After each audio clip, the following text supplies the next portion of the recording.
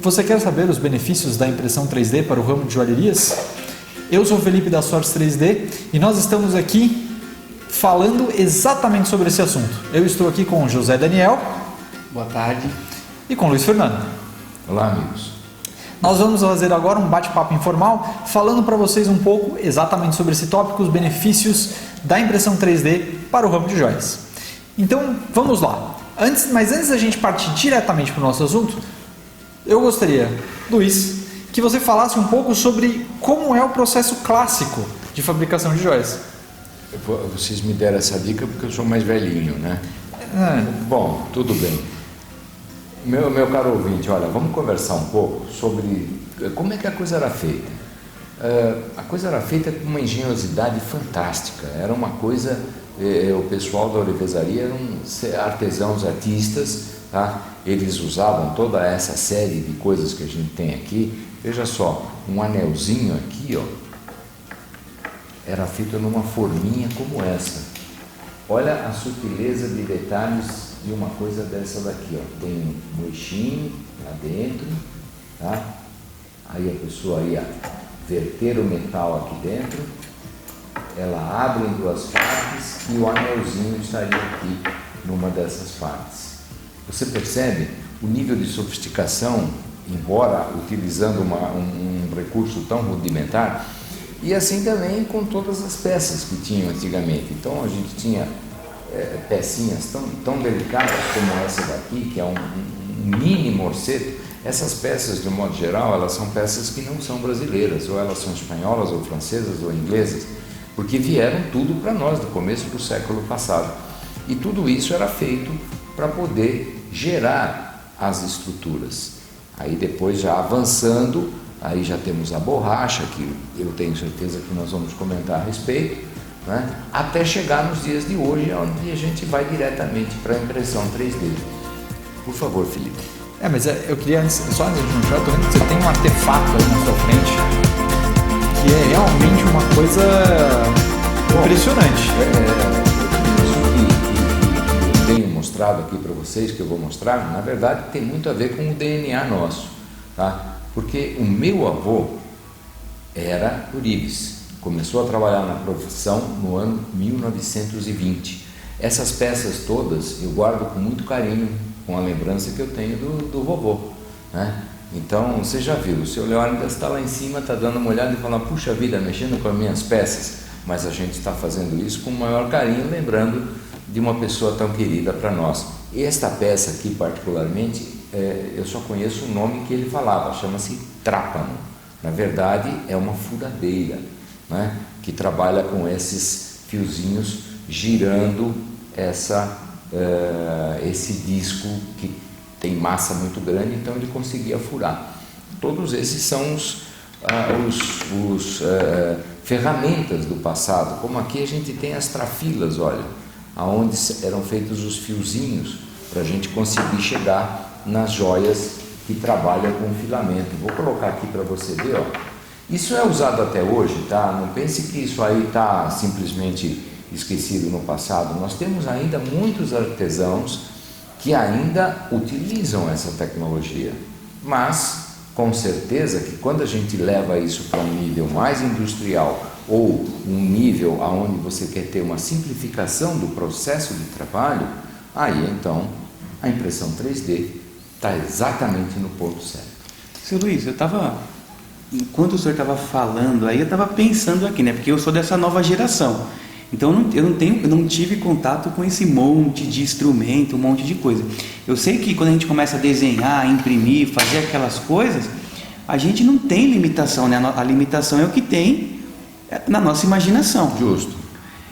Por exemplo, eu queria só que o senhor me desse uma breve explicação, porque eu não, 25 anos, eu queria saber uma peça, por exemplo, como essa, cheia de detalhes, bem complexa de ser feita, no 3D se torna, entre aspas, uma peça relativamente fácil. Mas como a gente conseguiria produzir uma coisa neste perfil, ou talvez até mesmo neste perfil, do modo clássico? Porque eu ainda não consegui desenhar isso. José, veja bem, neste perfil que você tem aí no detalhe, é uma coisa. Então o processo clássico nós vamos dar um jeito e eu te explico como faz. Agora, isso aqui, meu amigo, é outra história. Aí já nós não temos mais a condição de pensar no método clássico, tá? Agora, quando a gente pensa numa estrutura como esta aqui, aí a coisa fica diferente. Como é que isso seria feito? Nós íamos partir do metal puro, ele vai ser feito uma liga adequada para ser feita, tá? Não, esse aqui acho que o pessoal acompanha por lá. Nós vamos fazer a nossa liga, essa liga vai ser fundida e uma vez fundida ela vai ser trefilada. Para eu chegar nesse tipo de configuração, eu vou fazer os meus fios e eu posso fazer esses fios com várias situações, fios redondos, meia cana, fio na formato de gota e assim por diante, mas tudo isso trefilado. Então tem aquele negócio. Trefilado, quando você fala trefilado, você quer dizer que ele é colocado nessa plaquinha e ele é puxado, né? Ele é puxado, você faz a ponta no fio, faz ele passar um pouquinho, pega com um tenaz, puxa, então ele vai afinando, a cada ponto você vai recosendo esse fio, ou seja, você vai destemperando ele. Deixa eu ver como é que eu acho. Você que é ouvinte, que é o ouvinte do ofício da ourivesaria, sabe exatamente do que eu estou falando. Vamos passar esse fio na cera para conseguir puxar. Então a gente vai diminuindo o calibre e ajustando a seção do fio que eu quero. Se eu quero fio redondo, fio quadrado, meia cana e assim por diante. E uma peça como essa, classicamente, demoraria quantas horas para ser produzida? Eu não tenho uma noção certa. Eu diria para você, depois que você criou o gabarito, porque todos esses fios que aqui estão torcidos, tá? Se criaria um gabarito para torcê-los todos eles da mesma forma. Entendi. Depois corta, monta a estrutura para soldagem. Mas eu diria que uma peça dessa, com certeza, partindo do zero, da liga até chegar aqui, um dia não basta. Ou seja, tem o seu tempo, tem o seu custo de tempo. Tem o seu tempo. Bom, no caso dessa peça em particular, por exemplo, foi uma peça que nós imprimimos aqui. E com essa peça eu posso dizer para você, o tempo de impressão dessa peça foi de aproximadamente 45 minutos. Isso porque ela foi impressa em pé. Caso ela tivesse sido impressa deitada, por exemplo, a gente teria um tempo de impressão com certeza muito menor. Portanto, ela foi impressa assim. Correto, ela foi impressa nessa posição, ela foi impressa em pé. Tá. E agora, é claro que tem o tempo de projeto, né? Mas uma pessoa, um projetista um pouco mais experiente, consegue projetar uma peça dessa rapidamente, consegue projetar uma peça dessa em algo como 30, 40 minutos, uma peça dessa está projetada, desenhada. Aí, então, ou seja, um processo total aí você teria que, em 3 horas de processo, você estaria com a peça pronta para função. Perfeito. Direto para função. Não tem retrabalho na impressão. Aí existem algumas coisas que nós podemos entrar, isso é um tópico que nós vamos abordar futuramente, mas é claro que se você tem uma impressora 3D de qualidade, isso é muito importante quando você está procurando em termos de impressão 3D, é ter uma impressora 3D de qualidade. Ela vai te dar um resultado que depois exige praticamente nenhum retrabalho. Porque se você for se você for tentar fazer isso com uma impressora dessas mais baratas, você não vai ter um resultado que vai te dar 0 retrabalho. Mas eu acho que existe um ponto muito importante que nós temos que ver, que é a questão da velocidade de trabalho, que eu acho que é o que a gente mais precisa pontuar aqui, de toda essa conversa que a gente teve até agora, principalmente a questão da velocidade de trabalho. Porque foi um trabalho que você me disse que isso demoraria um dia inteiro para ser feito. Com certeza. Ou talvez até mais de um dia. Até mais. É uma peça que um projetista, com uma impressora, conseguiria, em questão de 3 horas, ter uma peça pronta para encaminhar para o processo de produção. É lógico que isso ainda tem que passar pelo processo de função, o processo de função não muda. Eu vou ser honesto com você, quando eu falei um dia de trabalho para uma peça dessa, eu digo para você, não estou considerando ela acabada. Sim. Apenas estruturalmente concebida. Realizar. Sim, entendi. Então a impressão 3D, só para a gente dar uma breve resumida assim, para os joalheiros de casa, desde uma pequena indústria até uma indústria grande, a tecnologia 3D vem para ficar e para reproduzir coisas que você não consegue fazer no processo manual. Sim. Pelo menos é isso que deu para a gente conseguir. Principalmente quando você trabalha com uma forma como essa forma da flor que você colocou. Pode colocar, por favor, novamente ali para o pessoal que está em casa poder dar uma analisada melhor nessa peça. Essa é uma peça que, se você fosse tentar reproduzir uma peça dessa manualmente, né, simplesmente usando as ferramentas tradicionais, ia ser muito difícil, na proximidade do impossível, de realizar uma peça dessa. Cada filamento que vocês conseguem ver ali nessa peça tem menos de 0,3 milímetros de espessura. Cada filamento. Isso só é possível de reproduzir uma estrutura dessa com confiança na impressão 3D. Okay. Então estamos aí, uma outra coisa que é muito importante pontuar, que é essa questão de uma peça que você não consegue fazer manualmente. Olha, Felipe, eu vou te dizer que eu converso com muitas pessoas, e aí são diversas, né? Desde quem tem uma impressora mais simples, né? Principalmente quem tem uma impressora mais simples. E eles falam para mim, eles relatam que mesmo para quem tem uma impressora mais singela, é muito difícil tirar uma peça como essa. Ou seja, você precisa de uma capacidade de máquina boa, refinada. Lógico, não é qualquer máquina que consegue tirar um resultado refinada desse. Né? Existem máquinas e máquinas. E muitas pessoas me perguntam assim, em contato por telefone, por e-mail, o que elas devem olhar ou observar na compra de uma impressora para a sua indústria, né? Para o seu pequeno ateliê. Isso é um ponto importante para a gente passar, né, para o pessoal. O que você acha? Sim, isso é o tópico da nossa próxima apresentação. Então, nós, na nossa próxima apresentação, nós estaremos falando exatamente sobre esse tópico, falando exatamente sobre essa questão. Então, mas veja só, quando saiu dessa parte aqui, como eu comentei, nós caminhamos para a borracha. Então, a borracha que eu mencionei para vocês é isso aqui, ó. O artesão iria gerar uma peça na mão, tá? E depois, através da borracha de silicone, ele geraria vários moldes em cera para depois montar numa árvore e fundir. Essa é a ideia. Agora, eu digo para você, posso até dizer para vocês, eu tenho uma certa habilidade em abrir a borracha. E eu digo para vocês, eu acho que eu não consigo fazer uma borracha para essa peça. Então, primeiro de tudo, ele te ajuda na produção seriada, porque você já tira uma peça direto no material calcinável, né? Porque a técnica evoluiu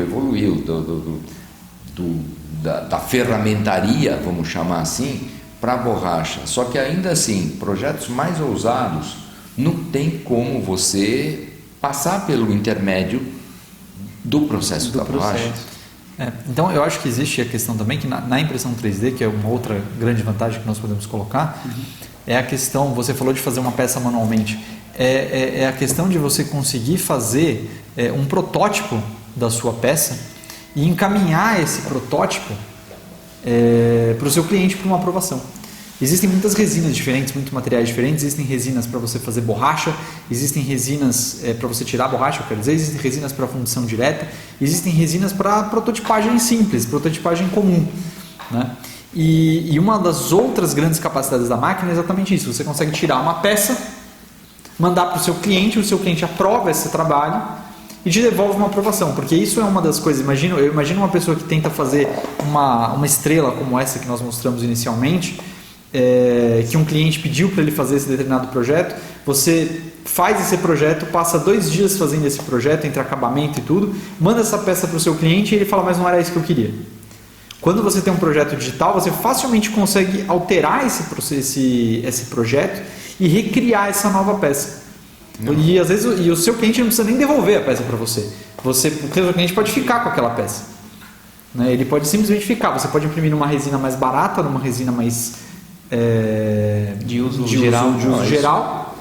isso foi muito bem lembrado, porque eu me lembro que no trabalho, lá atrás, no trabalho do meu avô, que ele tinha lá a sua oficina, como ele chamava, né? Eu vou para a minha oficina, e o cliente passava um esboço da joia que ele queria, e aí depois era feito um desenho, e desse desenho ele começava a trabalhar, então trefilação dos fios, etc, montava, soldava, peça para cá, peça para lá, aquela coisa toda, e depois ele tinha que sair à procura da pedra que coubesse na geometria que ele fez, porque não tinha padrão. Sim, existe, e isso no software é muito prático também, porque o software tem uma biblioteca, né? Existem vários softwares, não existe apenas um, existem vários softwares de projeto em CAD, ele tem uma biblioteca de encaixes, de pedras, de gemas, e você simplesmente escolhe qual é o encaixe que você quer, informa para o software, coloca a peça lá e ele sai. Eu me lembro, eu ia junto com ele, lá perto lá do Teatro Municipal, e lá nós tínhamos as casas que vendiam as gemas, né, as pedras, e ele ia lá com aquela, vamos dizer assim, com aquela estrutura, como se fosse este aqui, ó, e ele levava a estruturinha em mãos à procura da pedra que se adaptasse a essa estrutura, e muitas vezes não tinha. Então o que acontece? O projeto sofria um revés. Pior do que isso, tá? Quando foi feito o desenho, existe a limitação técnica. Então a limitação técnica dele gerava às vezes uma joia que não era aquilo que o cliente desejava. Então é como você falou, se você puder imprimir um protótipo numa resina resistente, confiável, e buscar a aprovação do seu cliente, em particular nas coleções mais sofisticadas, mais elaboradas, você vai saber que você pode ir para o caminho certo sem medo de errar. Muito bem. Bom, nós estamos chegando no final do nosso tempo, então eu gostaria de apenas fazer uma recapitulação rápida. Quais são os benefícios? A sua velocidade de trabalho, a sua capacidade de alterar as informações rapidamente e entregar resultados facilmente.